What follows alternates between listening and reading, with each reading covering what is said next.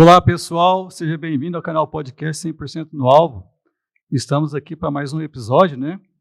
E hoje o nosso bate-papo vai ser sobre a questão ambiental, né? Especificamente falando da questão da logística reversa. E a gente tem um especialista aqui, né, mais uma vez conosco, também nosso parceiro do nosso canal, sempre vai estar aqui com a gente, né? Porque, aliás, ele faz parte do canal 100% no Alvo, Rodrigo Franco. E, né, como eu falei, nós vamos falar sobre a questão da logística reversa de embalagens e produtos pós-consumo, né, que hoje em dia existe uma legislação específica para isso, né, os trâmites legais para isso, e também, né, nós vamos falar da questão da legislação, né, do cumprimento da legislação e das práticas, né, adotadas pelas empresas, né, como que é feito isso, tá? Então, bom dia, Rodrigo, seja bem-vindo, né, ao nosso canal, tá? Como eu falei aqui, o canal é seu, tá? Você é nosso parceiro, o canal faz parte, né, da Franca Ambiental, né? E a Franca Ambiental, além de parceira, sempre está conosco aqui, né? Falou que é assunto de questão ambiental, o Rodrigo está conosco aqui. Além de estar aqui esclarecendo as dúvidas, falando sobre o tema, né? Ele também é o nosso apoio técnico aqui quando o assunto é meio ambiente. Então, Rodrigo, seja bem-vindo, né? Vamos falar um pouquinho sobre essa questão da logística reversa, né? Que a legislação já existe há algum tempo, né? Porém, se ouve pouco falar da prática disso, né? E isso nós vamos falar sobre, né? Sim, sim. Prazer imenso estar aqui com vocês novamente. Muito obrigado aí a todos que sempre acompanham o podcast. Muito obrigado pelo convite, pela oportunidade de estar aqui. É muito importante. Há pouco a gente estava falando um pouco sobre isso, sobre a questão de criar autoridade falando sobre assuntos diversos relacionados às áreas específicas do conhecimento, né? Então, quando a gente tem a oportunidade de poder estar em um local e colocar ao público, né, as dúvidas cotidianas, explicar, a gente acaba criando uma certa autoridade no assunto, e isso é muito bom. Então, por isso, muito obrigado aí. Sempre está chamando a gente, né? Para nós é motivo de muita alegria poder estar acompanhando vocês aqui, né? Para quem não conhece, então, meu nome é Rodrigo Franco, a gente trabalha com licenciamento ambiental, gerenciamento de resíduos, aí, várias demandas no âmbito do regulatório, né? A Franco já tem aí mais ou menos uns 10 anos de atividade, de formação. Sou engenheiro de produção, administrador, mais recentemente técnico em química também, fazendo algumas pós-graduações. Enfim, a gente não pode parar, né? O conhecimento a gente tem que sempre ir para cima. Aliás, o nosso canal é um canal de conhecimento, pessoal. De conhecimento de meio ambiente, como no nosso tema hoje, conhecimento em segurança e saúde do trabalho, produtividade, qualidade, enfim, né? É um programa educativo, tá? De formação e informação também, né, Rodrigo? Sim, exatamente. É bem bacana porque a gente acaba acompanhando vários temas, né? De várias áreas, enfim. Então, a gente acaba tendo uma pluralidade legal da questão do conhecimento, né? Isso é bem legal. E se você for ver nessa questão do conhecimento, né? Eu esqueci de falar também, pessoal, a gente trabalha com educação formal também aqui, né? Inclusive, teve o Cícero e o Ganga há pouco tempo atrás, então a gente fala sobre informação da área da educação também. Mas essa questão, por exemplo, de meio ambiente, né? Se a gente for analisar o contexto do canal, ele abrange, apesar, por exemplo, a gente fala, quando fala em educação, fala em meio ambiente, fala em segurança do trabalho, qualidade, produtividade e formação de pessoas. Sim. Olha que legal, né? Então, o canal é exclusivamente para isso, né? Para formar cidadãos, pessoas, né? Ter um Brasil melhor que precisa, né? Então, nós fazemos a nossa parte aqui e o Rodrigo, né? Contribui com conhecimento e também no apoio ao nosso canal com a empresa dele. Ah, muito obrigado. Rodrigo, vamos falar um pouquinho então sobre a questão da logística reversa, né? Uhum. Como surgiu essa questão, essa preocupação, vamos dizer assim, né? Até Sim. chegar na legislação e hoje é um cumprimento, vamos dizer, as empresas têm que cumprir. Conta um histórico disso para nós, como começou isso? Tá. A logística reversa hoje, né, ela é a responsabilização da indústria pelos seus produtos ou embalagens dos seus produtos no pós-consumo. Então, o marco histórico a gente pega, vamos pensar aí 20 anos atrás, né? Eu devia ter uns 10 anos de idade nessa época. Então, desde essa época, a gente via muito lixões, né? Sim. Então, teve uma alta de consumo, né? Então, o consumismo cresceu demais. E a questão do consome e descarta, consome e descarta, consome e descarta, sem a questão da reutilização, da reciclagem. Então, isso foi ganhando proporção, isso foi crescendo, isso foi crescendo. No Brasil, em 2010, surgiu a Política Nacional de Resíduos Sólidos. Uhum.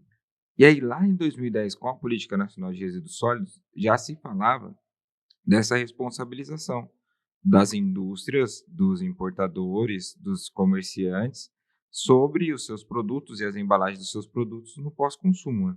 Porque o consumo, de certa forma, em larga escala, às vezes ele não é consciente, né? Então, eu tenho um celular, o celular funciona, ele não apresenta erro, não apresenta falha, ele não quebra, mas daqui a um ano eu troco por um mais moderno. E eventualmente aquele eu descarto, né? Ou coloco ele em desuso, né? Eu conheço pessoas que têm gavetas de celulares que estão em desuso, Sim. né? Então, Eu sou um, viu? é. Às vezes o consumismo, ele, Não, ele não é tem dessas. consumismo, né? É mais para questão de história, de cronologia, Aham. entendeu? Então é por isso, é mais por vamos dizer assim, não vou nem dizer apego, é uma coisa. Eu gosto da história, É né? de Aliás, eu coleção. sou professor de história também, né? Então eu gosto de ter um contexto de Sim. história de tecnologia. Não sei se isso é bom ou se é ruim, mas isso aí que nós vamos ver Não, agora. a questão, quando você tem, mas é por uma questão, né, digamos assim, ah, histórico, se eu posso dizer, até educativo social, né? Porque imagino, quer dizer, provavelmente vai ter netos aí, ou mesmo ter contatos com pessoas de menor idade, no intuito de instruir e mostrar, olha, como que evoluiu a tecnologia no decorrer dos anos, no decorrer dos tempos, né? Eu vejo isso com bons olhos. O problema são as pessoas que consomem para além daquilo que é o comum, Sim, né?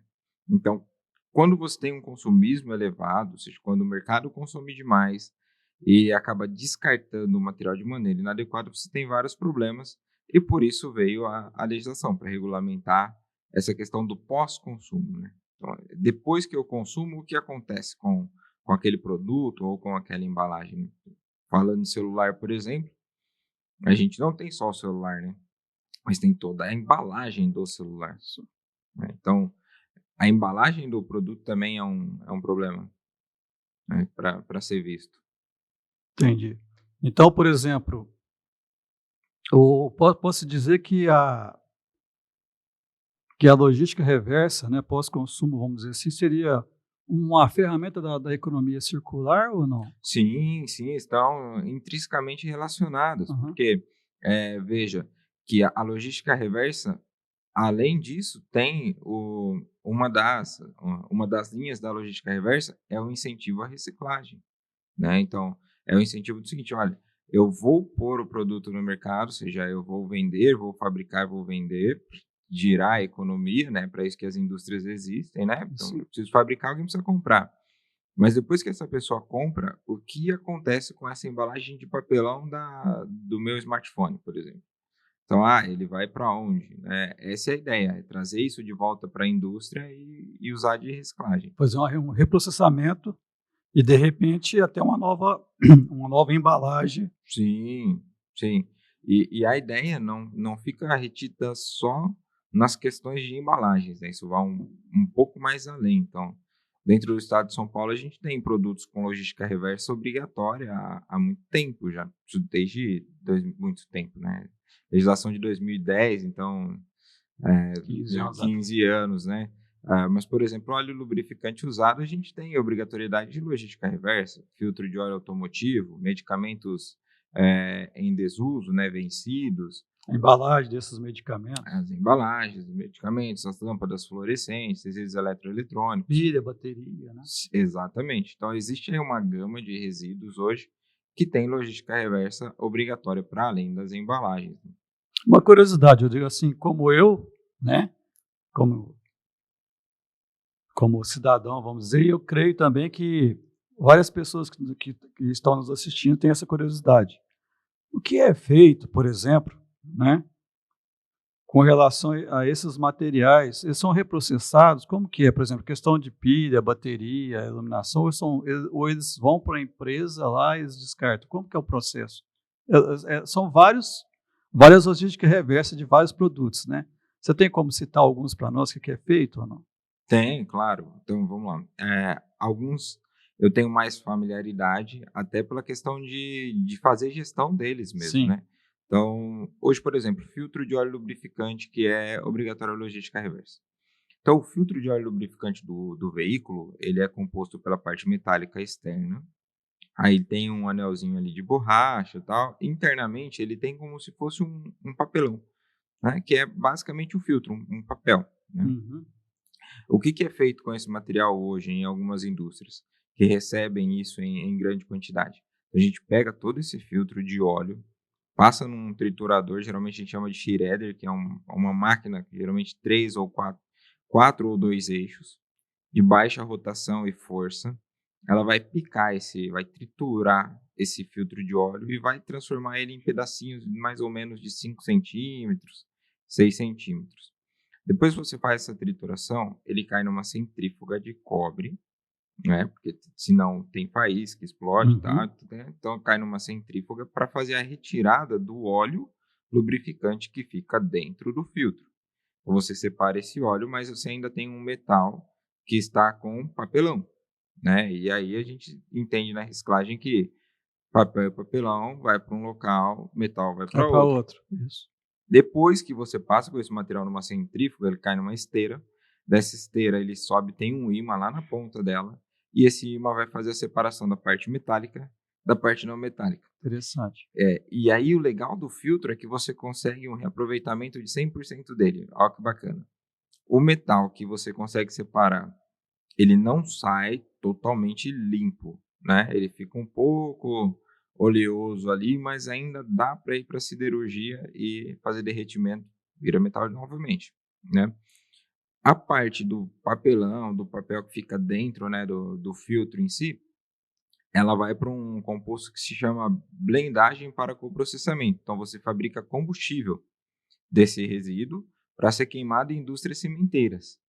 E o óleo lubrificante usado que você retira, você vende para refino.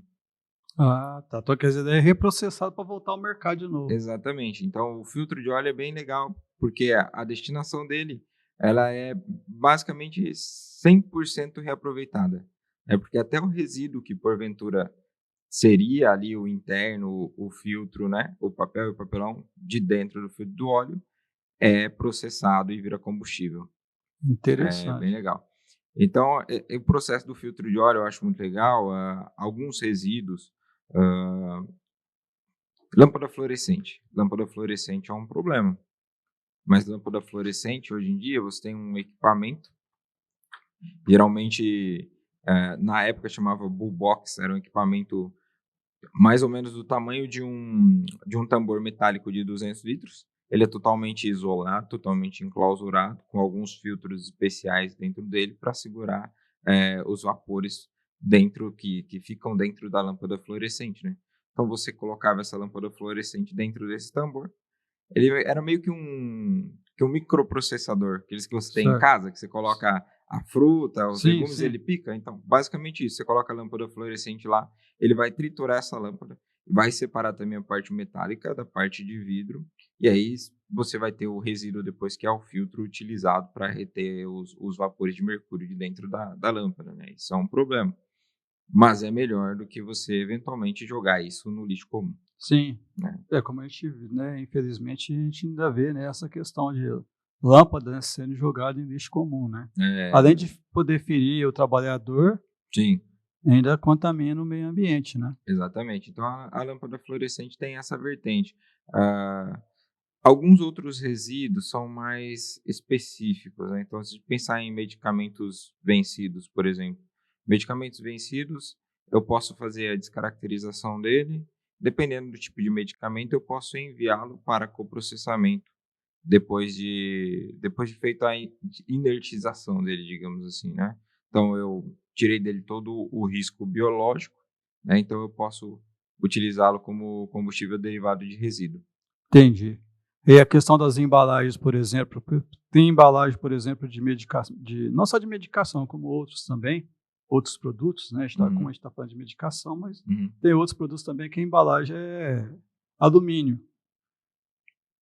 Aí na questão de alumínio, né, não sei como que é essa questão, por exemplo, de medicamento, mas em outros, por exemplo, eu sei que é reprocessado, né? Por exemplo, latinha de cerveja, ela Sim. volta e ela é reprocessada, né? Tá. E assim, outros produtos de alumínio também são reprocessados.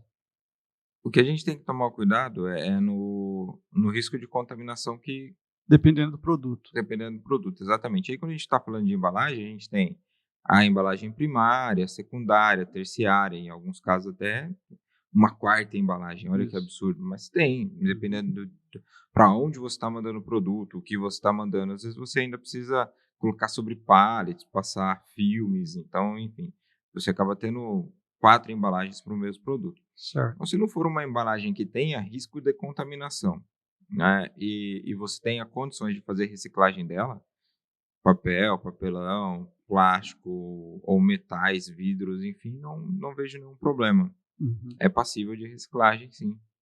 Entendi. Dá pra gente reciclar. Inclusive, uma curiosidade, quando teve a Olimpíada lá no Japão, né, eles pegavam todos os lixos eletrônicos, né, separaram o ouro, a prata e tal, e fizeram a medalha para o pessoal, né? Lembra Olha, dessa história? É lembro, interessante. lembro. Sim, Né? Então, quer dizer, né, esses produtos eletrônicos, de alguma forma, ele pode ser reprocessado e utilizado né, para alguma designação do novo produto, ou às vezes até reutilizados, né? sim. Existe uma demanda aí, que é a questão da mineração dos resíduos eletrônicos, né? Sim. Então, tem algumas empresas especialistas que eventualmente pegam esses resíduos eletrônicos e fazem toda a desmontagem e separação dos metais preciosos que tem dentro do, dentro do resíduo eletrônico em si. Acontece, acontece. O mais comum é eles separar, por exemplo, os processadores lá, para poder É, utilizar em um novo produto, né? sim, sim. Eu, particularmente, não visitei ainda, não tive essa oportunidade de visitar nenhuma indústria que faça a separação dos componentes de forma química, né?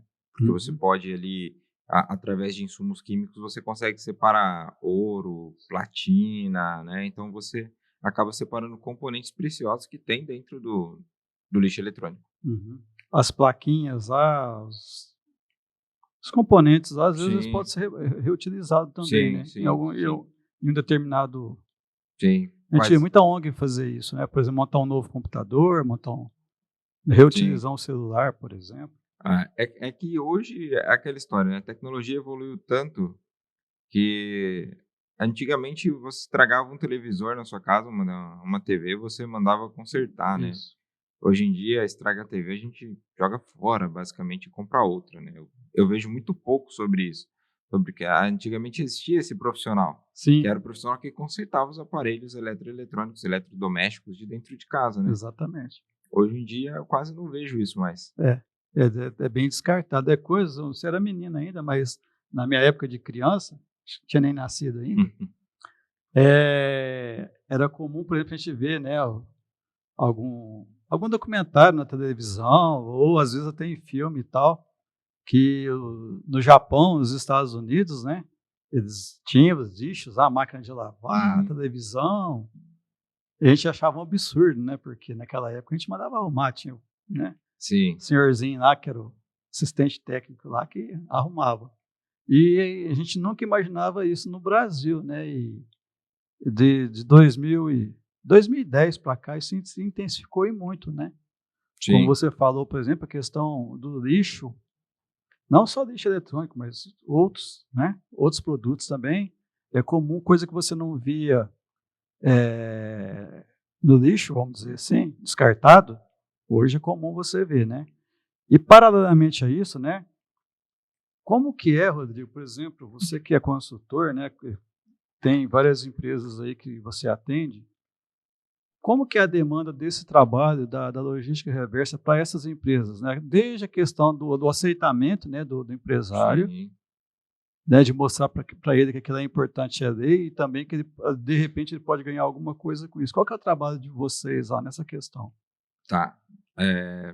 A gente tem uma cultura no Brasil que é aquela, a lei não pegou, a lei pegou, né? Tem sempre esse misticismo por trás aí. Então, óbvio que a legislação voltada para o meio ambiente, ela tem que ser estudada porque envolve vários setores para além da proteção ambiental, né? Então, quando eu desenvolvo uma lei, uma legislação, eu tenho que observar quais os entes dessa cadeia que obviamente vão ser influenciados por aquilo, além do cidadão, além do meio ambiente, eu tenho também a economia Sim, como um todo, né? Então, de repente o cara dá uma canetada lá em cima, coloca a burocracia de uma maneira absurda, e você vai ver centenas de empresas fechando, desemprego aumentando. Então, quando a gente está falando de legislação ambiental, de meio ambiente, a gente tem que lembrar sempre que sustentabilidade ela é econômica, social e ambiental, sim, né? Ela não é só simplesmente o meio ambiente. Então, como é que funciona isso?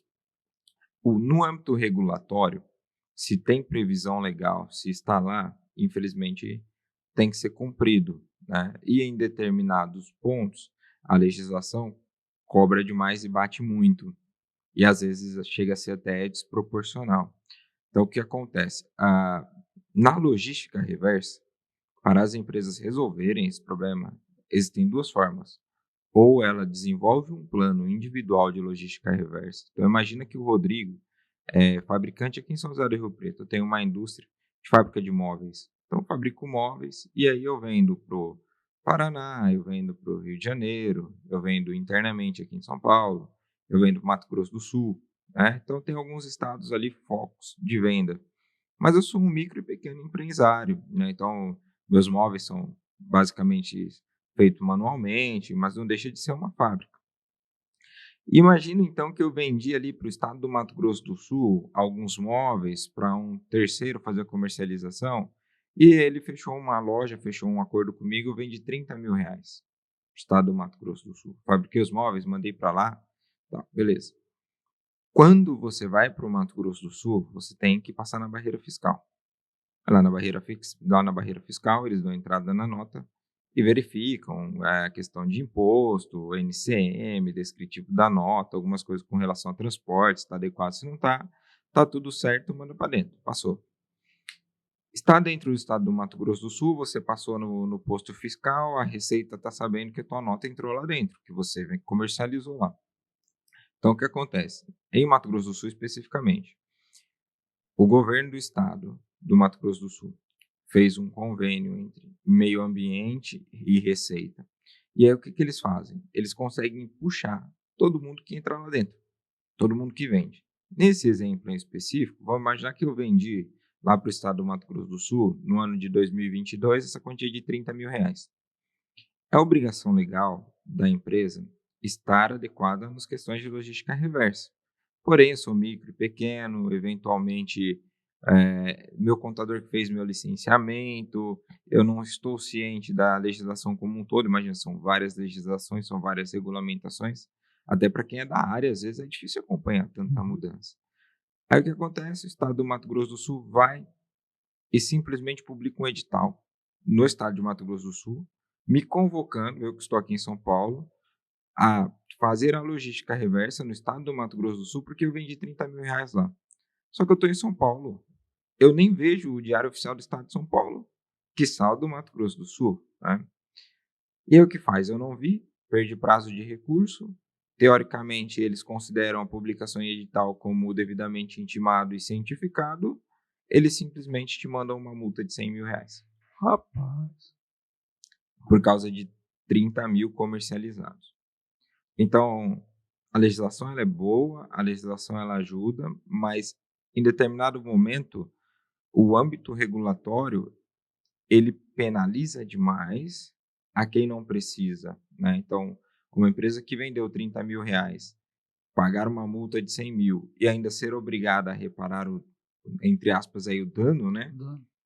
O dano ambiental causado, é muito pesado, né? Pro micro e pequeno, né?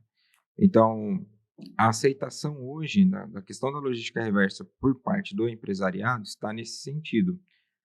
Mato Grosso do Sul foi uma exceção à curva, né, de vários estados nossos aí.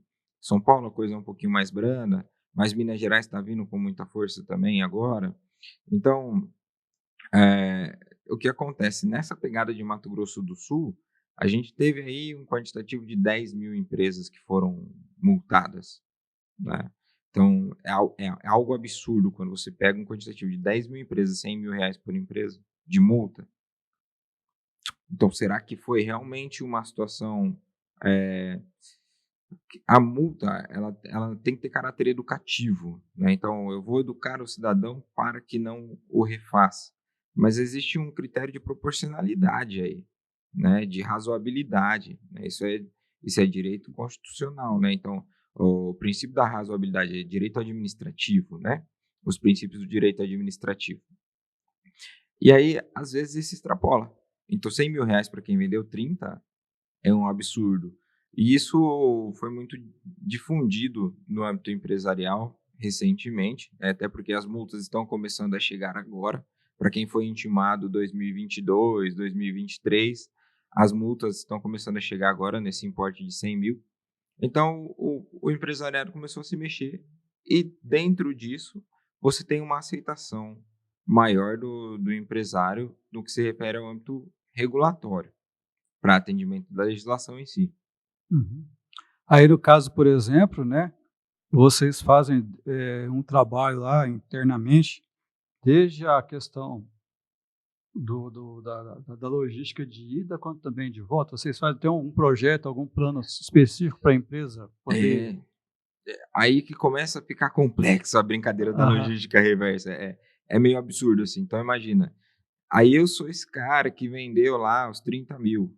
E agora? Recebi a multa aqui e não sabia. Como é que eu resolvo isso? Sim. Eu vou ter que pegar um caminhão meu, levar para o Mato Grosso do Sul, para trazer de volta a embalagem dos móveis que eu vendi? Como é que faz isso? Imagina a logística disso, que absurdo que seria, né? Então, o que acontece? Hoje, existem algumas formas de se atender a logística reversa, que é através de compensação. Aí, nessa parte, a legislação foi muito legal.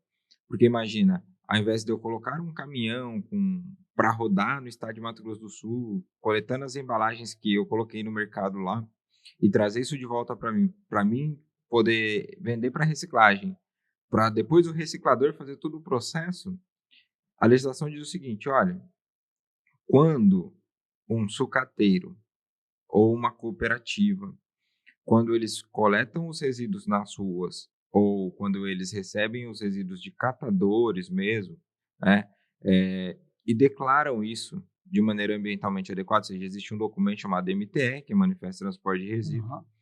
Então, quando eu lanço isso nesse sistema de MTR e quando eu emito uma nota fiscal de entrada desse material, desse papelão, e emito uma nota de saída desse papelão juntamente com o MTR. Então, veja, eu tenho que ter MTR de entrada, nota fiscal de entrada.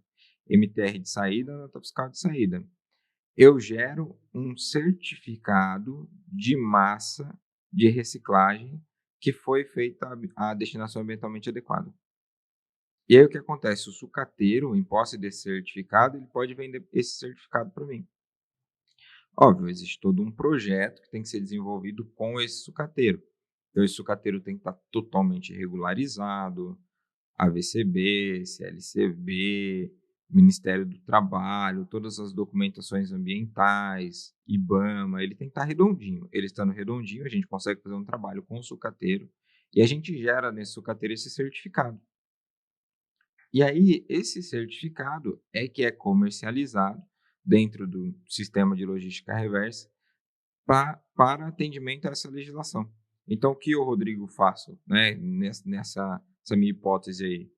Eu consigo comprar no sistema de logística reversa esse certificado, e aí o sistema de logística reversa envia um relatório para o governo do estado e fala assim: olha, a empresa do Rodrigo comprou o meu certificado de logística reversa, então tá tudo certo. Ou seja, ele colocou no mercado 1 tonelada de embalagem, ele comprou 30%, então comprou aí 300 quilos de embalagem e sanou o problema dele.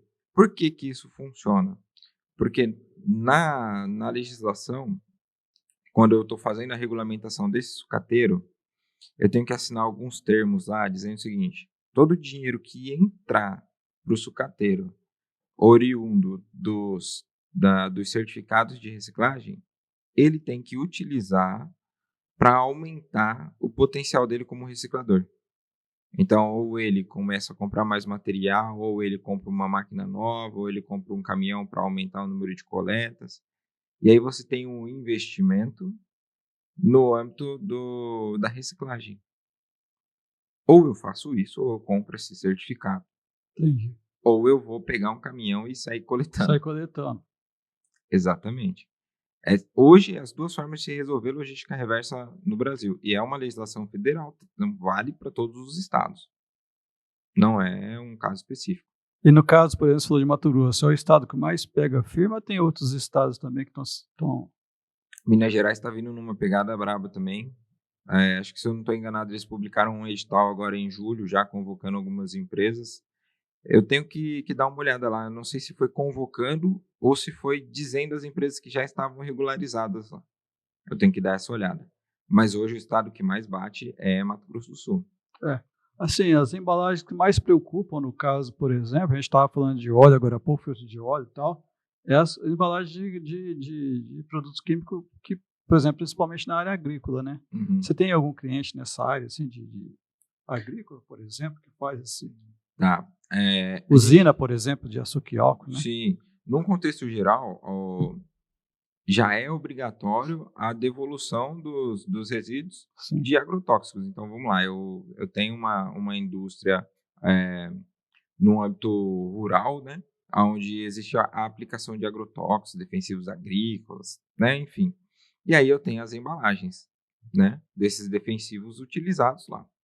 Essas embalagens, elas têm que passar por um processo de tríplice lavagem, ou seja, tem que ser lavado 3 vezes ali, armazenadas e devolvidas. Então, existem alguns pontos que são cooperativas, né? Onde você leva gratuitamente essas embalagens lá e elas voltam para reciclagem para se tornar embalagens novamente desse tipo de produto. Porque pode dar contaminação cruzada. Imagina que eu tenho uma embalagem plástica que eu utilizei para armazenamento de defensivos agrícolas. E aí eu peguei essa embalagem, triturei e fiz um copo plástico. Ixi. Não pode. Então, por isso que é um mercado muito fechado.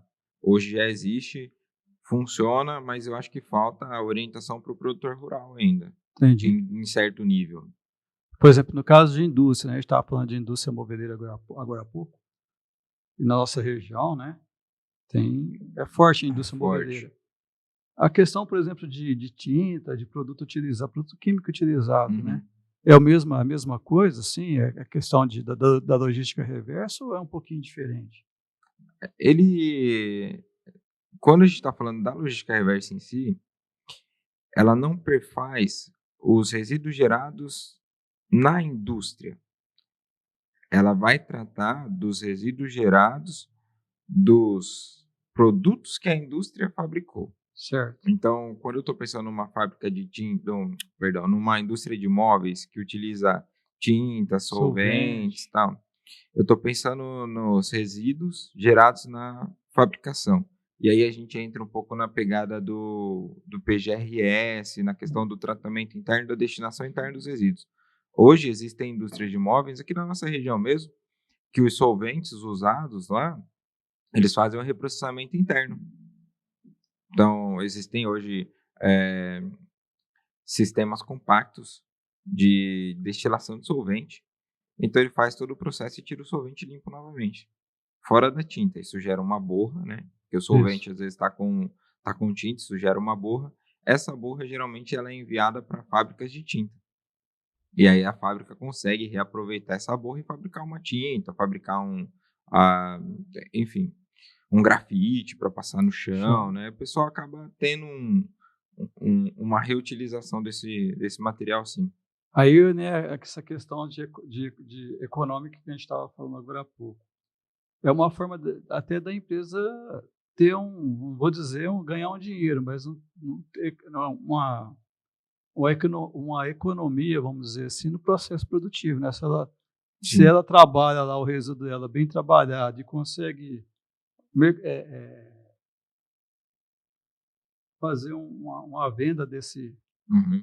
ela acaba tendo um retorno, né? No caso da borra, no Sim. caso, por exemplo, de madeira, por exemplo, questão da venda lá Do pó de do serra, pó de serra, então ele sim, acaba ganhando, né? sim.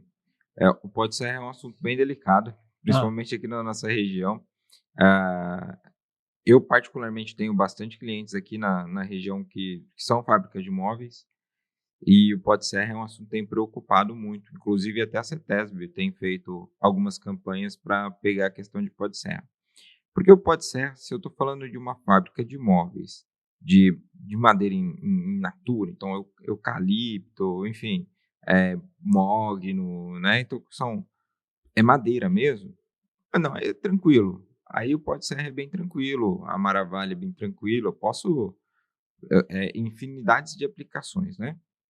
Mas hoje em dia o que a gente vê é MDF, MDF aglomerado, MDP, né. MDV, Essas coisas aí, essas madeiras, assim, entre aspas, eles são processados e aí eles têm produtos químicos dentro sim. da sua composição.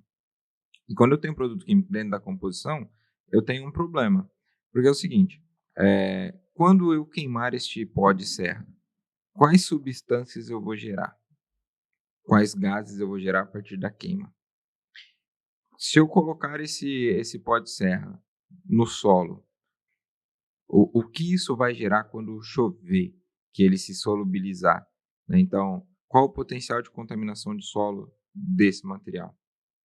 Por que eu estou falando de solo? Geralmente pó de serra o pessoal acaba fazendo compostagem e tal, Isso. utiliza, né, pra algumas demandas. E por que eu estou falando de queimar?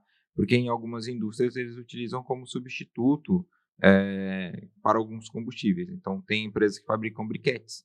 Eles Uhum. pegam o pó de serra, colocam numa máquina prensa, comprensa ele, ele vira como se fosse um carvão ecológico. Isso. É ótimo se for madeira pura, mas e se for MDF? Imagina você fazendo um churrasco Com MDF. com MDF em casa. Então, esses resíduos são bem preocupantes, da questão do pó de serra. O ideal então seria queimar isso de alguma forma, por exemplo, uma É, caldeira, por exemplo, ou não, sim, ou na caldeira pode ou não? pode, mas aí a gente vai entrar numa linha do seguinte: eu queimo na caldeira, mas e os gases gerados? Aí eu tenho que ter um tratamento de gases eficiente, né? Então, um lavador de gases funciona? É o suficiente? Ou vai ter que ser um filtro manga? O que eu vou ter que colocar ali para segurar os poluentes que vão ser gerados? O que a gente vê? Que hoje acontece a queima desses materiais, mas não de maneira adequada, né. Então, o pessoal tem mandado isso para olarias, tal, e aí Sim. olaria é aquela coisa que a gente já viu, né, não tem ali tantos controles, ambientais. Então acaba ensejando mais poluição, na verdade. Aham. E qual que é a destinação que, por exemplo, é sugerida para fazer esse tipo Tá aí um problema. né? É, É porque, por exemplo, tem uma lei que cobra tem ali que a adequação correta, sim, mas qual que é essa adequação? O que que deve exato. ser feito? Com o pó de serra, que a gente entrou um pouco nessa linha do pó de serra, ele pode ser queimado, se ou pode ser de MDF, MDP, dá para fazer um estudo, dá para queimar. Porém, você tem que ter um forno onde você consiga garantir a segurança ambiental desse processo de queima. E aí o que acontece, são fornos com investimento alto. Geralmente, o que é mais comum, o pessoal das fábricas de móveis manda isso para olarias e traz tijolo, como troca. Pega o tijolo, vende no material de construção e agrega valor, né, é um resíduo que agregou valor. Porém, na olaria, quando ele é queimado lá, ele não tem controle ambiental. Então, o que deveria É ser porque joga feito? pro Então, o que deveria ser feito? Eu vou queimar na olaria? Vou, mas então eu vou ter que ter controle ambiental disso. A solução que a gente encontra hoje é mandar para a cimenteira. Então, existem algumas fábricas de cimento mesmo, estou falando de Votorantim, Aham. Cimentos SA, Intercement, toda essa galera. Eles conseguem pegar esses pó de serra e queimar, e para eles é até muito bom, porque o pó de serra, o que eles fazem lá no forno, eles mandam como se fosse com um jato de ar para dentro do forno, né? E para poder aumentar a questão do poder calorífico do forno, Certo. enfim. Aumenta a queima, né? Isso, eles falam que a queima, ele não chega, quando você joga esse tipo de material, ele não chega a cair no fundo do forno, ele queima em suspensão. E para eles isso é ótimo, porque para fabricar cimento você precisa de uma temperatura de 1000 graus Celsius aí, Uhum. né? Então, essa é a destinação ambientalmente adequada, mas veja que a cimenteira consegue receber isso, o mais próximo acho que está a 450 quilômetros. Então a gente tem um problema muito sério com o pó de serra. Aí entra a logística, né? Aí Acaba entra entrando a a logística. Não é a reversa, mas é a É logística. a logística E realmente de destinação. isso, é um caminho aí, cara. O pó de serra realmente assim, é um item da cadeia de produção moveleira que tem tirado o sono de muitas fábricas de móveis por aí. Porque a CETESB está no pé, e a CETESB está no pé porque a fiscalização olaria. A CETESB fiscalizou a olaria. A olaria estava poluindo. Mas de onde vem o material que a olaria utiliza? Vem das fábricas de móveis. Quais? Então eles começam um trabalho Rastrear. investigativo, vai rastreando até chegar nas fábricas de móveis, né? E aí aquela coisa, lembra? A gente estava até falando, a legislação é boa? É boa. Funciona? Funciona. Mas em determinado momento ela pesa demais. Porque você perde o princípio da razoabilidade, né? Eu já cansei em algumas situações, em algumas agências aí mais peculiares, às vezes maiores, enfim, e agências da CETESB, eu digo, você chega lá, você fala assim pro técnico, pô, vou ter esse efluente aqui, vou gerar esse efluente na minha indústria. Como é que a gente faz para poder tratar? Não sei, problema seu. Mas e se eu colocar aqui uma caixa separadora de água e óleo, vai funcionar? Eu falo, não sei. Põe lá, pede a análise, se funcionar, me apresenta a análise aqui. Se estiver dentro do artigo 19A, tá ok. Se não tiver, você se vira para arrumar. Então, essa é a recepção que muitas vezes a gente, quanto Sim. consultoria, não são todas, tá? Não são todas as agências, não posso generalizar. Mas é um atendimento que eventualmente a gente tem. A tua licença vem lá, tem que destinar os resíduos de maneira adequada. Mas não te fala para onde. Descobre aí, cara. Essa é a pegada das agências. Então, por isso que eu acho que pesa muito a legislação em alguns pontos. O que eu vejo também, né? Essa questão de agência, né? A minha área de trabalho, vamos dizer assim, apesar de eu ter a questão ambiental, mas eu atuo mais na área trabalhista. E, assim, é uma coisa, é diferente. Você vai no Ministério do Trabalho, tem que cumprir a lei trabalhista, mas o pessoal fala, tem que fazer isso, de acordo com a norma isso, essa. E já na CETESB, né? Anteriormente era assim, você chegava lá, você ia na agência local, pegava e falava, faz isso e tal. Aí o que aconteceu? A partir do momento que informatizou, vamos dizer assim, né, que a tecnologia veio, ele não deixou esse ponto aí vamos dizer assim, de te dar um apoio técnico, né? Faz isso, faz aquilo. Tá? Hoje, né, como você falou, Sim. tem exceções, né, mas Sim. já não é tão assim, né, de informativa, vamos dizer assim, educativa. Como a gente trabalha assim, a Franco tem um trabalho que é em várias agências, né, do estado, então a gente atende o estado de São Paulo inteiro basicamente. Eu posso te dizer que o interior é mais receptivo.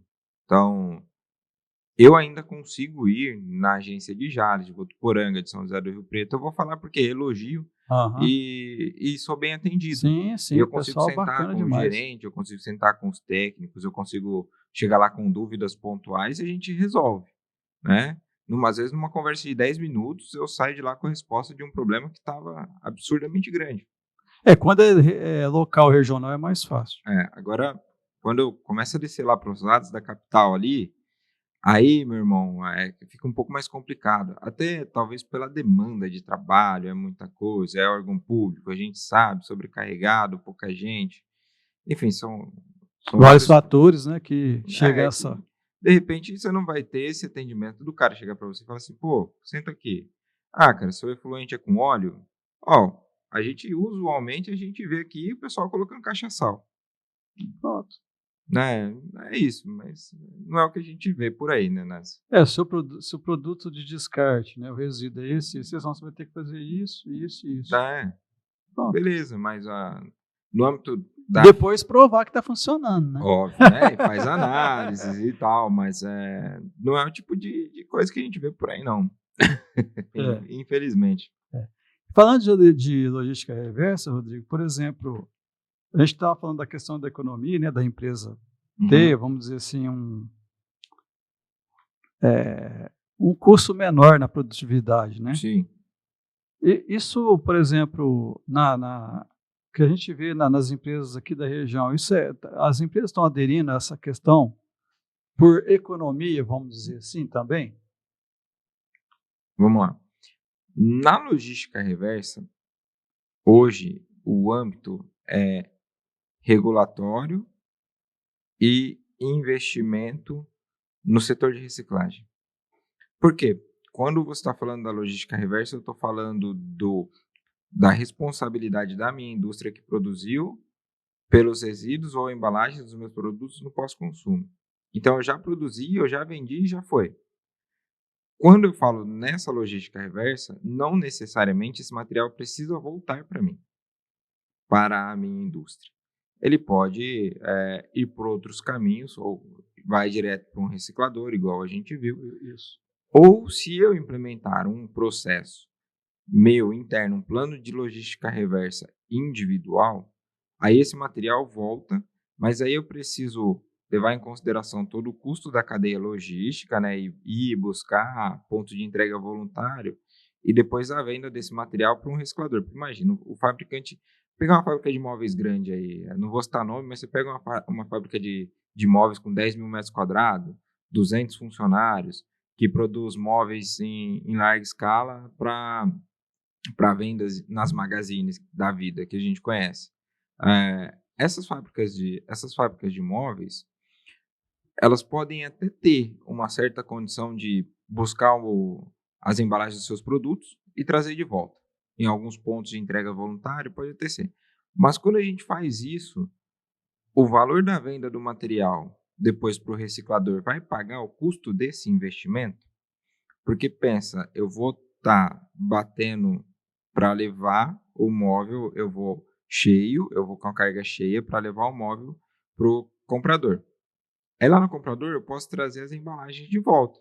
Imaginando Sim. aqui um plano de logística reversa individual. No comprador eu trago as embalagens de volta, dos consumidores que deixaram as embalagens lá, trago de volta. Quando eu trago essas embalagens de volta, eu sou fábrica de móveis. Eu não sou indústria de papel e papelão, ou seja, eu não reciclo. Eu tenho que mandar para alguém fazer isso. E aí, quando eu bato essa conta, o valor nunca fecha. Aí é onde você falou lá da questão do certificado, apoiar um cooperado Isso, né, exato, de reciclado, por exemplo, para poder ter esse retorno. exato. Aí o que acontece? As iniciativas hoje, o que é mais usual? Criar termo de logística reversa individual é coisa para Coca-Cola, Ambev, assim, eu estou falando de grandes corporações. É assim mesmo, o que que eles pegam mais de volta é vidro, né? Exato. Vidro específico, produto específico também. O resto Exato. Então, grandes corporações conseguem. Olha como é que a Coca-Cola atendeu. Teve uma época que a Coca-Cola tirou de cena os retornáveis. E você lembra disso? Teve Aham, uma época que os retornáveis sumiu. aham, Era febre os retornáveis, vidro, né, tal. Depois isso deu uma parada. sim, E aí ficou-se um tempo só as PETs de 2 litros no mercado. exato. Depois as retornáveis voltou. Por que as retornáveis voltou? Justamente para atender a legislação de logística reversa. Porque assim, imagina, eu coloco 1 tonelada de plástico ou de papelão no mercado que for a embalagem dos meus produtos. Eu não preciso trazer de volta só 1 tonelada. Eu posso trazer 30% de volta, que é o que a lei me pede. A lei pede a compensação acho, de 30% ou 35% do material posto no mercado. Então, se a Coca-Cola coloca lá 10 toneladas de PET no mercado, ela não precisa trazer as 10 de volta. Ela pode trazer 3. De 3 a 4 toneladas. Exato. Então, o que ela faz? Ela, vou fazer os retornáveis aqui. Você você vai lá, você tem um desconto na hora que você compra, e na hora que você vai recomprar, você deixa lá. Então, os pontos de entrega voluntária é o próprio supermercado. É porque muitas vezes o mais caro é a embalagem, né, do produto. Exato. Às vezes o produto em si não é tão caro, a embalagem é que é cara, né? Sim. Então, nesse sentido, alguns planos individuais funcionam. Mas, em âmbito geral, o que a gente tem visto é a questão dos certificados de reciclagem. É o que hoje acontece, né? Certo. A gente falou muito, né, sobre a questão da produção, né, da indústria, vamos dizer assim. E o intermediário, que seria o comércio, né? Qual é o papel dele nessa questão? Porque, por exemplo, ele precisa do produto para vender. A indústria fornece para ele, né? Uhum. E ela tem que fazer, vamos dizer assim, a monitoração desse produto com relação à logística reversa. E qual que é o papel, vamos dizer assim, do atacagista, do varejista, né? Porque tem um papel importante também nessa questão, né? Sim, eles são corresponsáveis. Eles são corresponsáveis. Então, na medida em que, imagina que eu vendi para o Mato Grosso do Sul, porque teve lá uma loja que comprou para a loja vender para o consumidor final. Sim. Se a loja que vende para o consumidor final fizer o pagamento dessa taxa de reciclagem, entre aspas, eu não preciso fazer. Mas dificilmente o comércio atacadista faz isso, né? E ele joga essa responsabilidade para a indústria. Então, assim, o comércio atacadista ele entra como um responsável solidário de tudo isso, né? Então, se em algum momento da cadeia foi feito a logística reversa do material, então eu não preciso fazer. É, porque se for analisar, não sei como, né? Não sei se eu estou falando adequado, mas essa é a minha visão que eu vi agora. Por exemplo, a partir do momento que você produz um produto, que a embalagem dele vai ter que se retornar, ou às vezes até ele próprio, né? Dependendo do produto. Você vendeu esse produto para uma determinada empresa, né? Seja atacadista, normalmente é atacadista, depois passar para o varejo. Eu, assim, no meu linha de raciocínio, eu acho que a atacadista ela tinha que ter esse controle de monitoramento também. A partir do momento que a indústria vendeu, quer dizer, o PIA é seu agora. Né? Eu sou o pai e a mãe. Sim. Mas eu passei a responsabilidade para você, quer dizer, a lei tinha que amarrar isso também, né? Não sei se tem essa amarração, né? Mas deveria ter. Porque se você for ver, por exemplo, não só para quem está distribuindo, mas o próprio consumidor também tinha que ter uma parte de responsabilidade nisso, coisa que não tem também. Não viu? tem. Não é só a indústria ou o atacadista. O próprio cidadão comum, vamos dizer assim, que consome, a gente está cansado de ver aí, sofá jogado na rua, colchão, cama, por exemplo, cadeira, né? Você passa na rua e você vê. Sim. Certo? Estou falando da linha de móveis, fora eletrônico. Sim. Então, quer dizer, eu acho que culturalmente, culturalmente também a questão de legislação, isso tinha que ser melhor difundido entre todas as partes, né? Quem produz, quem distribui, quem vende, quem compra. Sim. É bem legal porque, assim, na logística reversa, o que é o ideal? O ideal é quem vende para o consumidor final, ou seja, de CNPJ para CNPJ não deveria se existir a compensação da logística reversa de embalagens, certo? Porque imagina que eu estou vendendo os meus móveis aqui, então eles vão embalados e eles continuam embalados no atacadista, né? Quando ele chega no atacadista que vai para o varejo, ele continua na mesma embalagem. Talvez ali coloque um pallet, alguma coisa, mas quando eu coloco um pallet para um armazenamento em larga escala, quando eu faço a venda dele e ele chega no armazenamento de menor escala, muitas vezes esse pallet chega danificado, chega quebrado, e aí já não estou mais falando de logística reversa, estou falando de gerenciamento interno de resíduos, Aham. oriundo da produção. Sim. E o que acontece? Quando é que eu vou ter, então, a geração dessa embalagem de fato? Quando é que essa embalagem vai para o meio ambiente? Quando ela chega na casa do Douglas, que comprou o móvel. Aí você tem a embalagem lá. Nesse momento, o que deveria se acontecer? Ou o Douglas pega essa embalagem e leva de volta para a loja em que comprou, e a loja leva para o atacadista, que leva para a indústria, que manda para reciclagem.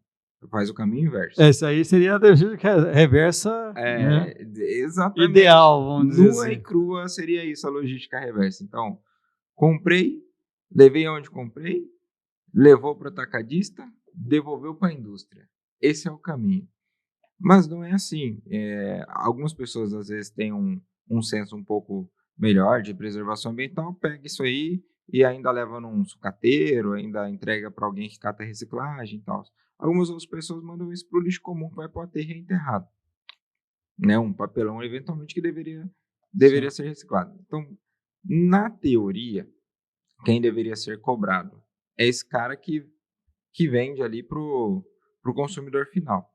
Mas aí o que acontece? Ele vende para o consumidor final, mas não foi ele quem produziu. Porque a embalagem não sai lá, Franco Loja de Imóveis. A embalagem sai Franco Indústria. Uhum. Indústria e fabricação de imóveis. É o logo da indústria que está na embalagem. Então passa-se a responsabilidade lá para o fabricante. Mas, de novo, se em algum momento da cadeia alguém fizer menção dessa embalagem, falar assim: olha, as embalagens produzidas na Franco, está aqui a compensação ambiental delas, a indústria não precisa recolher isso, porque já foi compensado, imagina. Senão a indústria compensa, o atacadista compensa. Todo mundo compensa e quando chegar no final. Tá tudo certo. Então, mas aí você tem uma sobretaxa, né? A mesma coisa de eu falar assim: ô Douglas, Tem isso também. você vai prestar um Verdade. trabalho. Você vai prestar um trabalho para um cliente meu, mas viu, você fatura para mim, eu faturo para ele. Quer dizer, você vai cobrar 12% de imposto, eu vou cobrar mais 12% de imposto. No final era para ser R$ 1.000 o serviço, vai ficar 1.500, 1.300. Então eu sobretaxo a indústria, né? Eu penalizo demais o fabricante.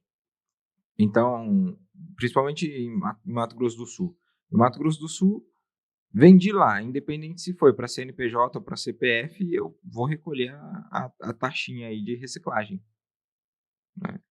Hoje é isso que tem, infelizmente. Né? Que falta conscientização, educação, isso é terrível. Aí, por exemplo, no caso, qual seria a perspectiva futura, né? Porque a legislação existe desde 2010, tá? Sim, Ela foi evoluindo com o tempo, a evolução isso, é constante, vamos dizer assim. sim, Mesmo porque os processos produtivos modernizam, a sim, matéria-prima, ela vamos dizer assim, ela é analisada e feita de uma forma diferente ou com sim. produtos diferentes. E qual que é a perspectiva da logística reversa no Brasil? Claro, a longo prazo. A curto, médio e longo prazo. Vamos lá. Se a gente estiver falando indústria, para as indústrias tende a apertar cada vez mais. Então as metas de logística, as metas de reciclagem vão subindo, né? Então, porque existem tratados internacionais, então o governo tem que manter, não sei o que e tal, e vai trazendo isso para baixo, né? Um paralelo bem legal, imagina, algumas montadoras de veículos, né, eu gosto muito de carro, então, tiveram que baixar a potência dos motores dos veículos para se adequar a padrões internacionais de emissão de poluentes através do escapamento. Então, quando você tem uma diminuição da potência, diminui ali alguns gases que são emitidos e adequa o motor do veículo. E o que acontece? Qual que é o paralelo aí? É que vai se intensificando o cuidado com o meio ambiente e vai se aumentando as restritivas. Nesse sentido, vem se aumentando o valor da taxa de compensação. Começou em 2017, né, esse movimento, e era 22%. Hoje é 30%, 35%. Isso tende a subir, né, para que as indústrias compensem isso. Então, para a indústria, vai ficar um pouco mais pesado. Porque quanto maior o valor de porcentagem que ela tem que recuperar, mais investimento ela tem que fazer para o sucateiro. Quanto mais investimento ela faz para o sucateiro, mais o sucateiro tem condição de comprar. Então, é uma reação meio que em cadeia. Ambientalmente falando, a gente percebe que existe uma melhora nas taxas de reciclagem. Então, menos produto, menos resíduos indo para os mares, para os rios, para os solos, né, dispersos de maneira inadequada. Ambientalmente falando, a gente tem um ganho muito bom. Economicamente falando, para o fabricante, em se tratando desse segmento de logística reversa, ele vai acabar tendo que investir um pouco mais. Quando ele investe mais, o valor dos seus produtos tende a subir. Alguém tem que pagar essa conta.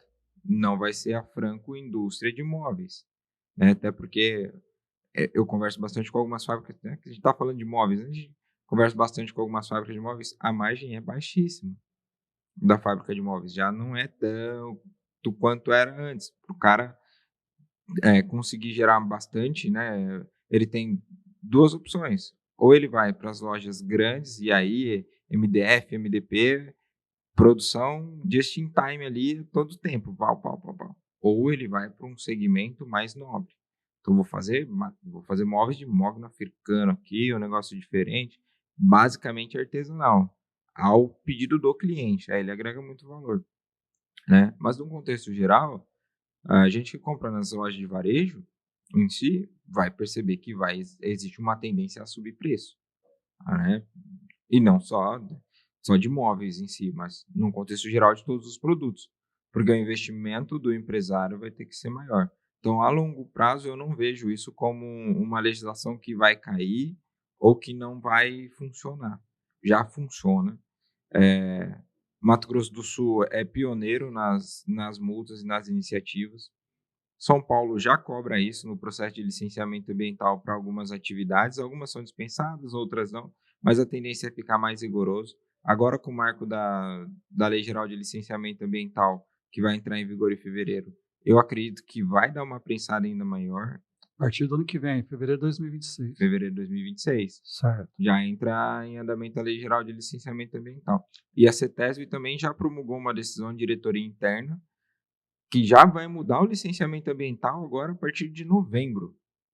Então, tem muita coisa mudando. Eu acho que para a indústria, para o empresariado em si, a coisa vai apertar um pouco, no sentido ambiental, né? Óbvio, de novo, mas precisa ser razoável. O cara tomar uma multa de R$100.000 porque colocou R$30.000 e, assim, desse caso específico de 30 mil aí, eu falo que foi um caso prático. Foi um cliente que veio para mim. Certo. Ele vendeu R$30.000 lá, mas se você olhar os pesos das embalagens, não chegou a 500 quilos. Não chegou a 500 quilos. Então, você vê que 500 quilos de material reciclável posto no mercado de Mato Grosso do Sul gerou uma multa de R$100.000. Se a gente estiver pensando em dano ambiental... R$2.000 por quilo, mais ou menos isso. R$2.000 por quilo. Deu R$100.000 de multa. 500 quilos, né? É uma pancada, velho. Se a gente estiver pensando em potencial de degradação ambiental, eu estou falando de plástico, papel e papelão. Beleza, que no meio ambiente isso pode trazer vários problemas, tanto para as pessoas, tanto para animais, enfim, é um risco. É um risco. Mas 500 quilos de papelão a R$100.000 de multa é desproporcional. Se eu estivesse falando, barris de óleo, são lâmpadas fluorescentes, várias, tipo, a carreta, aí, né, né, então a gente vai levar o faturamento da empresa, qual que foi o valor dessa nota, vamos pensar de maneira razoável. Agora, R$30.000 para 500 quilos. Isso, então eu estou falando de 500 quilos de 5 anos. Mas de 100 quilos por ano é um absurdo. Então, tá desproporcional. Eu acho que isso tinha que mudar, isso tinha que trazer mais para baixo. Então, pera, eu vou multar, mas eu vou ser razoável. Então, o cara vendeu 30 mil, vou penalizar em 10% do valor da nota. 15%, 20%, porque R$ 100.000 é muito. Né? Entendi. Rodrigo, dicas práticas, né? Quais são as dicas práticas que você tem para passar para as empresas, né?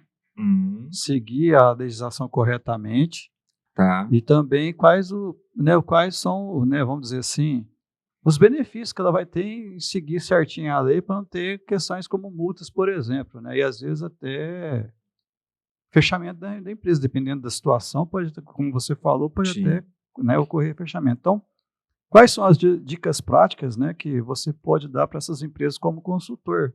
Eu vou puxar a sardinha para o meu lado. Eu vou falar que você precisa contratar uma assessoria ambiental competente, capaz e que entenda da legislação. Sim, Porque qual que é o problema do empresariado? Existe a necessidade de você ter um contador na sua empresa. sim, Natural. Você não consegue abrir empresa sem contador. Mas você abre empresa sem uma assessoria ambiental. sim.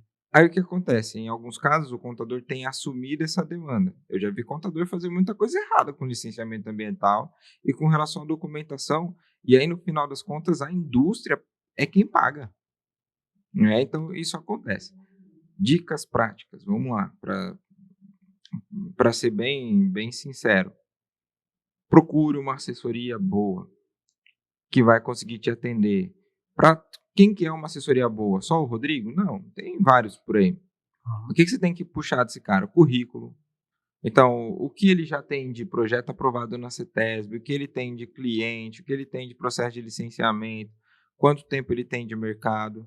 Não é que não pode dar oportunidade para Se os novos, né? realmente ele vai atender a sua empresa naquele quesito que ela precisa, né, que isso é importante. Exatamente. Se tem Porque às vezes aptidão contrata uma técnica, né? empresa que não tem, não tem expertise suficiente para poder. Exato, exato. O que eu É tô onde entra o vendo, currículo, né, o currículo, da empresa. o que eu tô vendo hoje de consultoria ambiental que peca no conhecimento não tá escrito. Por exemplo, a gente lida com gerenciamento de resíduos desde quando eu trabalho com licenciamento ambiental, quando eu comecei a trabalhar com gerenciamento de resíduos. Certo. Desde 2016 eu estou muito junto do pessoal da Ferrovelho São Paulo ali, que coleta muito plástico, papelão, depois entrou um pouco na demanda de resíduos perigosos também. Então, desde 2016 eu estou junto, nessa pegada de resíduo.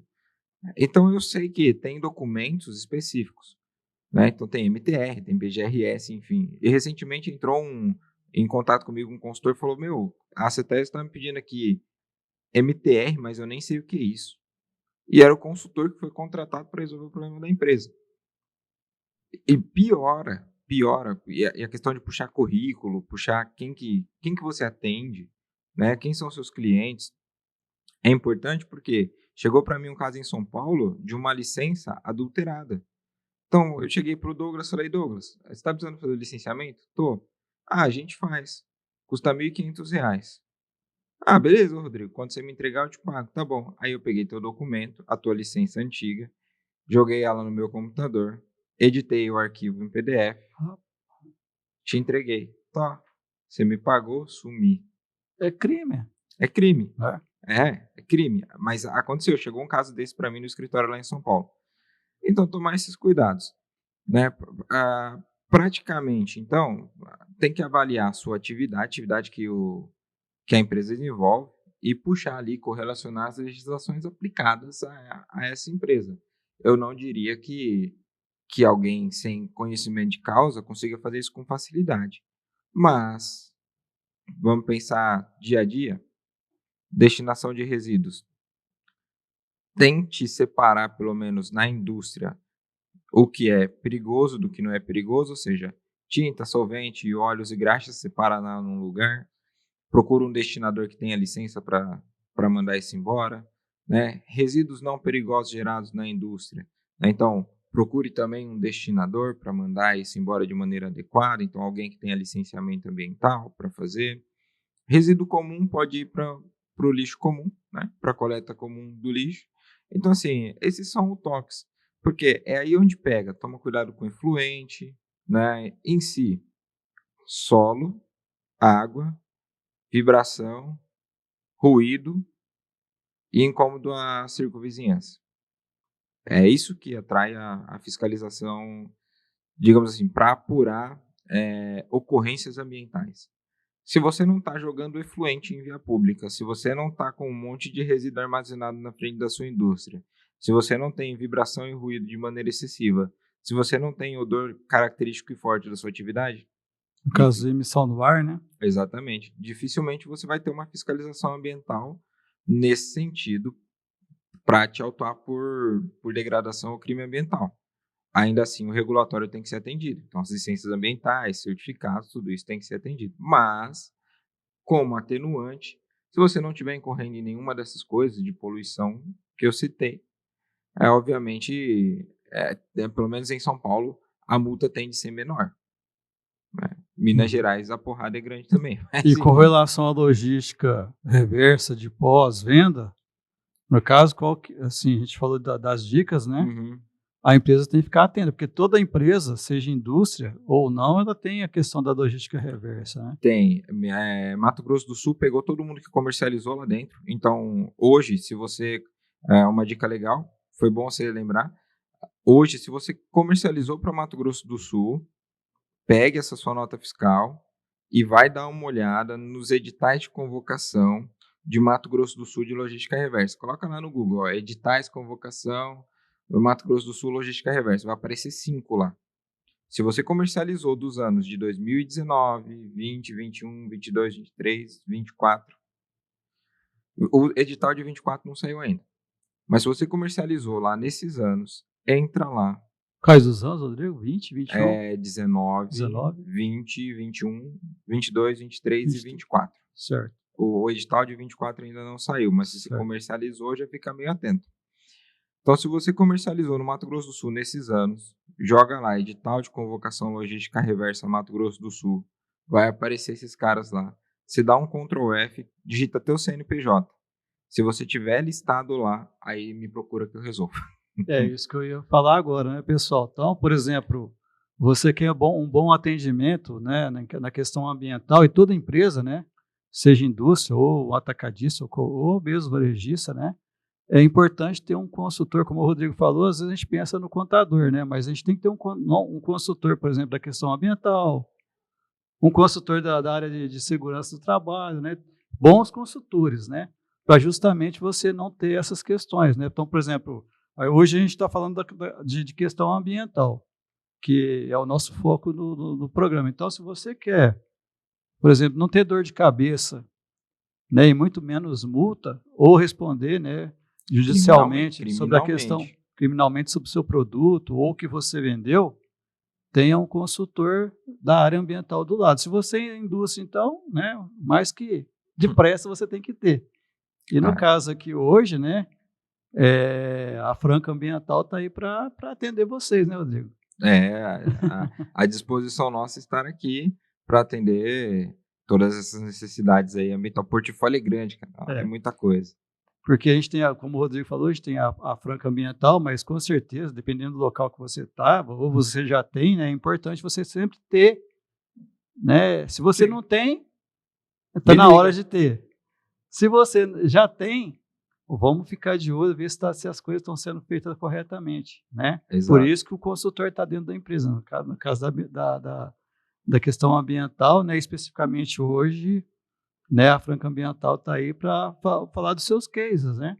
Sim. Seus cases importantes, né? Suas práticas, vamos dizer assim, com relação ao atendimento aos seus clientes. Então, quer dizer, ele fica ali falando, tem isso, tem aquilo, vamos ver como que está. Isso é importante. Porque o consultor não é só para fazer documento, o consultor é para te apoiar, por isso fala consultor, né? Exato. Seja da área ambiental, seja da área de segurança, seja da área contábil, Sim. enfim. Tem que ter essa parceria, vamos dizer assim, porque a sua sobrevivência é a sobrevivência dele também. Então, trabalho feito, né, parceria de sucesso. Agora, se você não tem isso, né, na sua empresa, seja indústria, comércio ou prestação de serviço, é bom você já correr atrás, tá? E é para isso que existe o canal, informar, educar, né, e dar as dicas, certo? Rodrigo, você tem mais alguma mensagem para o público a passar? A gente falou de dicas, né, mas às vezes tem alguma coisa específica que não foi falada aqui. Basicamente assim, foi um gatilho muito bom que me deu agora, toma cuidado, porque às vezes a autuação ambiental ela não fica só no âmbito administrativo, ela corre para o criminal também. Sim. Mesmo autuações ambientais como essas de logística reversa, tá? Em alguns casos, isso é imputado crime. Então, a pessoa perde ali o réu primário por causa de uma notificação ambiental não vista. Acontece. Eu já vi empresários sendo levados para a delegacia por falta de licenciamento ambiental. Eu já vi empresas recebendo fiscalização da Polícia Civil, tem um departamento específico da Polícia Civil que toca sobre assuntos ambientais e, eventualmente, esses caras fazem fiscalizações aí. Então, eu já vi empresa separada da Polícia Civil chegar lá e falar, ó, fecha tudo, acabou, ninguém sai, a gente tá aqui, eu quero licença de IBAMA, licença de CETESB, gerenciamento de resíduo, daqui. Você tem 30 dias, 20 dias para me apresentar todo esse resto de documentação que eu não vi agora.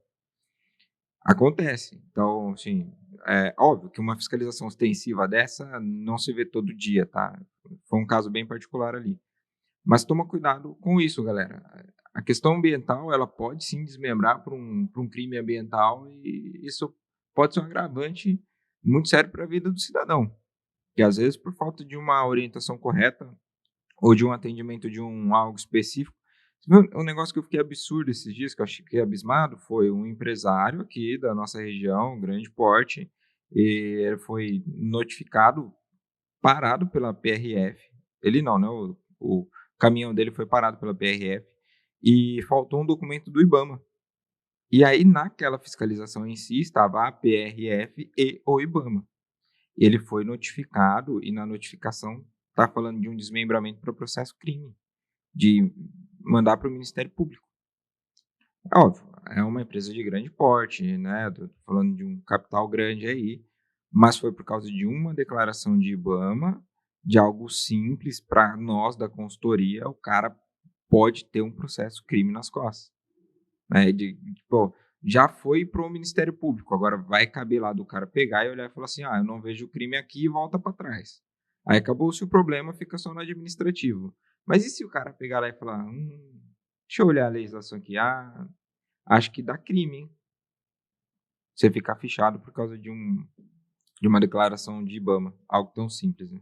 Certo, é onde entra a necessidade, né, da consultoria técnica de meio ambiente nas empresas, tá? Especificamente no caso aqui, né, como foi falado na indústria. Sim. Mas também serviços e comércio é importante, tá? Ter uma boa orientação. Tá joia, pessoal? Recado tá dado, né, Rodrigo? Tá dado, olha aí, ó. E meus contatos estão por aí. Então, não perca, né? Sempre a gente está aqui falando sobre essa questão ambiental, que é muito importante, né? Para você profissional, para você empresário. E o nosso objetivo, né, como é sempre falado aqui, é a informação. Nosso programa está chegando ao fim, pessoal. Eu gostaria de agradecer aos nossos parceiros, né? E é lógico, hoje especificamente a gente tem a Franca aqui, mas vamos falar de todos os nossos parceiros, né? Nós temos a EDR Soluções em Engenharia, que é especialista em laudos elétricos, laudos mecânicos, no caso de máquinas, né, NR12, laudos ocupacionais, né, NR15, NR16, por exemplo, né, que é insalubridade pela curiosidade, que é uma coisa que a gente, né, que a empresa necessita também. Importante, né, a gente falou muito aqui sobre a questão de consultoria ambiental. É importante você ter um bom consultor de segurança e higiene ocupacional, né, e a EDR está para ajudar vocês nessa questão. Nós temos, né, a Franca Ambiental, né, que agora vamos passar para o lado do meio ambiente, né, que nosso amigo Rodrigo Franco está aqui hoje, especificamente falando sobre a questão da importância da logística reversa e da documentação disso. Então, se você tem alguma questão, vamos dizer assim, precisa ajustar essa questão de logística reversa, de licenciamento, né? Qualquer questão da questão de implantação de ISO 14000 também, né, que é a qualidade de meio ambiente. Se você precisa desses trabalhos, né, dessa consultoria, né, a Franca Ambiental, com a equipe do Rodrigo, está aí para ajudar vocês nessa questão. A Gestione Agro, né, que é a melhor da nossa região, né, que na questão desde o plantio até a colheita, né, preparação do solo, plantio, colheita, né, seja de cana, seja de soja, seja de café, algodão, milho, enfim, todos os tipos de plantio, vamos dizer assim, e colheita, laranja também, desde a preparação do solo até a colheita das diversas, vamos dizer assim, tipos de atividade da área agrícola, a Gestione Agro está aí para ajudar. E também, Rodrigo, detalhe, eles seguem à risca a questão ambiental, viu? Então, quer dizer, a questão de segurança ambiental, no agronegócio, a Gestione Agro ela é campeã nisso, tá? Então que você que tem aí uma empresa, né, ou uma fazenda que precisa de um atendimento personalizado, a Gestione Agro está aí para resolver também essa questão para vocês, tá? Gestione Agro, falou em agro, Gestione. O grupo, a Impacto Engenharia, né, que é do meu amigo Vandelson, por exemplo, a gente falou muito aqui em meio ambiente, falou em segurança, em agro, mas na questão industrial, a Impacto Engenharia ela resolve todos os processos, né, de produtividade. Então, para você, se você tem alguma questão da necessidade de melhoria contínua na sua produção, tá? No conceito produtivo, desde a fabricação, né, o processo produtivo, até a questão de logística também, essa logística do produto, a Impacto Engenharia está para te ajudar e o Vandelson, que é o engenheiro de produção, é um dos melhores, né, da nossa região e está aí para te dar suporte e ajudar no que for preciso. Heitor Silva, né, que é a parte de segurança do trabalho e saúde ocupacional agora também, o Heitor Silva, ele está aí para ajudar nessa questão, né, é um consultor muito experiente na área de metalurgia, área de móveis, também na área da construção. Se você tem a sua empresa, ele precisa de um consultor próximo da área de segurança e também de saúde ocupacional, a realização de exames médicos, por exemplo, né, o Heitor Silva inaugurou há pouco tempo a sua clínica. Então, se você precisa desses serviços, né, a Heitor Silva te ajuda a solucionar essas dificuldades que você tem na área de segurança e de saúde ocupacional. A Arcanjo Engenharia, né, que é especialista na questão de empreendimentos da construção civil, se você precisa de um parceiro, né, para te ajudar na sua construção, a Arcanjo Engenharia é o ideal. A Arcanjo Engenharia ela está desde o início da atividade construtiva até o acabamento final. E é um parceiro de excelência, tá, nos seus trabalhos, né, ele atende grandes construtoras aqui na nossa região e também no estado e fora do estado, né? E se você precisa de um grande parceiro para a sua construção, né, empresário da construção civil, a Arcanjo Engenharia está aí para resolver a sua situação. E a Macfil, né? A Macfil é locação de máquinas e equipamentos da área da construção civil. Ela é a melhor e a maior da nossa região, vamos dizer assim, né? Atendimento personalizado a todos os seus clientes. E a Macfil está já há muito tempo no mercado, há 30 anos no mercado aí, e sempre trabalhando com excelência na locação de máquinas e equipamentos para a construção civil e também de máquinas, né, de grande porte. Então, por exemplo, se você precisa na sua construção civil de equipamentos e máquinas, a Macfil é a solução, certo? E quando a gente fala de plataformas elevatórias para poder realizar trabalho em altura, a Macfil atende não só a construção civil, mas toda a indústria, né, da nossa região e do estado também. Se você precisa de uma plataforma elevatória, vá na Macfil. Macfil vai te ajudar nessa questão. Tá bom? E é isso, pessoal. Gostaria de agradecer, né, a presença do Rodrigo aqui. Seja bem-vindo sempre, né? Como eu falei no início, você é nosso parceiro e faz parte do nosso canal na questão ambiental. E até o próximo episódio.